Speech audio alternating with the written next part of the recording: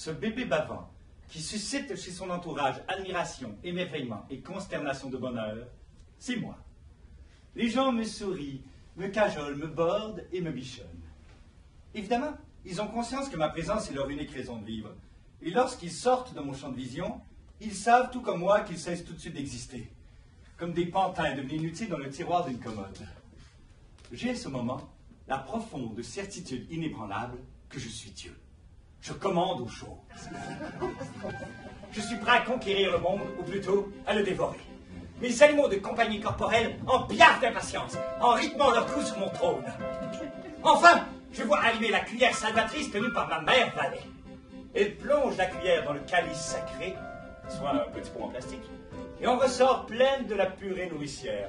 J'en bave d'envie dans la bavette curvée.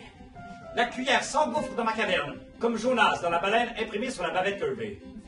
Il y a des liens partout ici, il faut rester vigilant. Je referme mes lèvres sur l'objet argenté, et ma mère ressort la cuillère plus immaculée que la conception elle-même. Et là, le choc. Le navet couvre la totalité de mes papilles gustatives et m'assaille de son goût âcre me rappelant rien, absolument rien. Je ne possède pas de souvenir assez répugnant. Me fais plutôt découvrir le mot même qui est répugnant. Je m'insurge contre ce crime de lèse-majesté et hurle mon désaccord.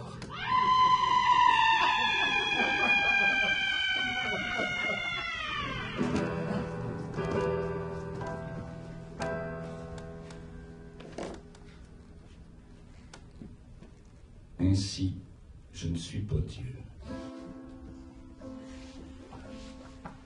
Ce monde ne m'appartient pas.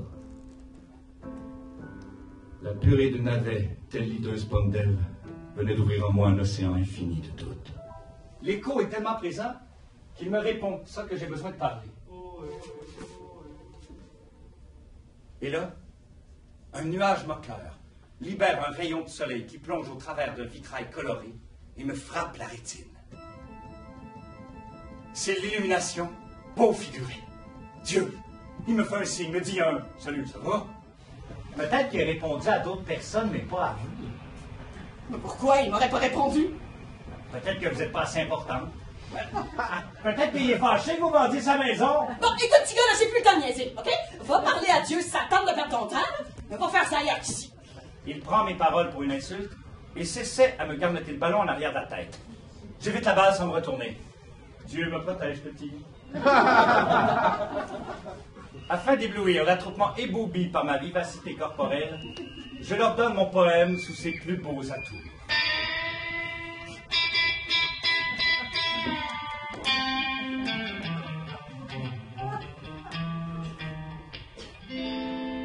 Ma bête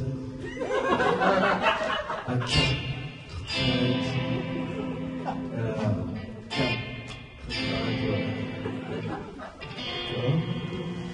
des patates. Je vais en la marde. J'aimerais tellement simple comme toi.